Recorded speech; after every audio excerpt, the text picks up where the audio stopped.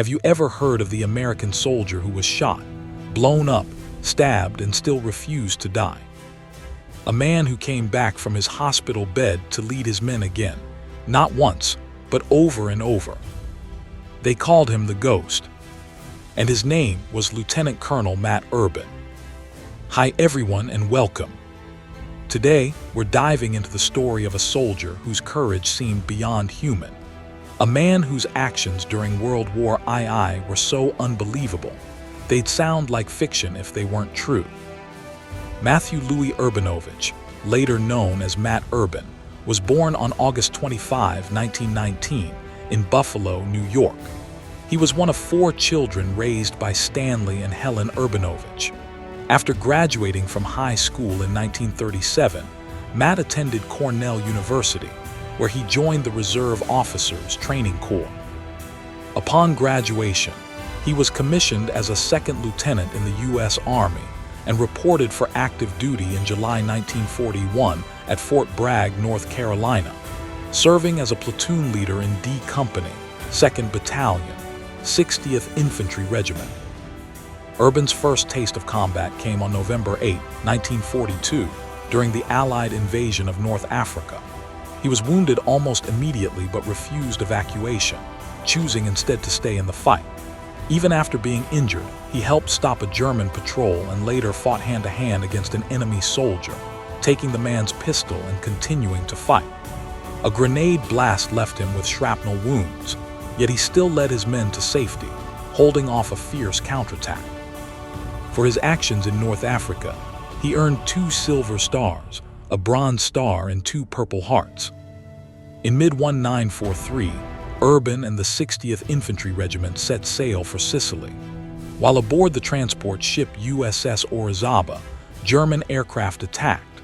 When an anti-aircraft spotter was hit, Urban stepped in to take his place, helping locate an incoming dive bomber that was quickly shot down by the gun crew. During the campaign, Urban again distinguished himself in combat. His leadership helped push German forces back from Troina to Randazzo, playing a key role in liberating the island. He received another Silver Star for his valor during the Sicilian campaign. When Allied forces stormed Normandy in June 1944, Urban, now a captain, landed at Utah Beach with his men. On June 14th, near the town of Renouf, his company was pinned down by tanks and heavy gunfire. Realizing his men were trapped, Urban grabbed a bazooka, crawled through hedgerows under enemy fire, and destroyed 2 German tanks himself. Though wounded by tank fire later that day, he refused evacuation and kept leading his troops until the battle was won. The next morning, despite his injuries, he joined another attack and was wounded again. This time, his injuries forced him to England for treatment. While recovering, Urban learned that his unit was suffering heavy losses in France. Unable to sit idly by, he checked himself out of the hospital, crossed the English Channel, and hitchhiked across France until he rejoined his men. When he arrived, morale was low and the unit was pinned by a fortified German position. Seeing a stalled tank without a crew, Urban limped through open fire, climbed aboard, and operated the gun himself. His fearless assault inspired his soldiers to charge and overrun the German stronghold, turning the tide of battle once again.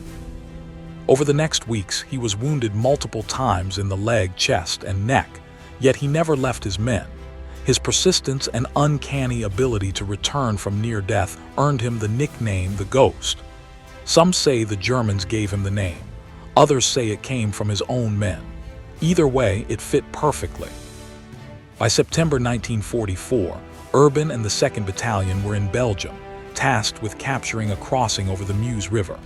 Under intense fire, Urban chose to lead from the front, pushing across open terrain despite artillery and small arms fire. A bullet to the neck nearly killed him. Unable to speak above a whisper, he continued to give orders until his unit secured the crossing.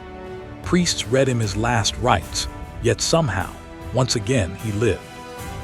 He was promoted to major, and later to lieutenant colonel before being medically discharged in 1946, ending one of the most decorated careers in U.S. Army history.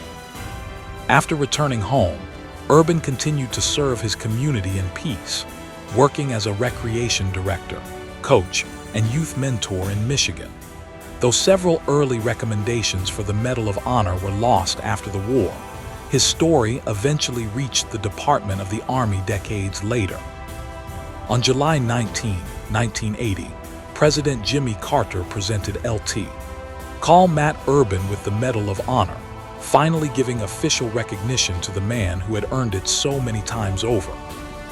Matt Urban passed away on March 4, 1995, in Holland, Michigan, leaving behind a legacy of unmatched courage, loyalty, and leadership. LT, Col Matt Urban wasn't just one of America's most decorated soldiers. He was proof that true heroes don't quit, no matter the odds.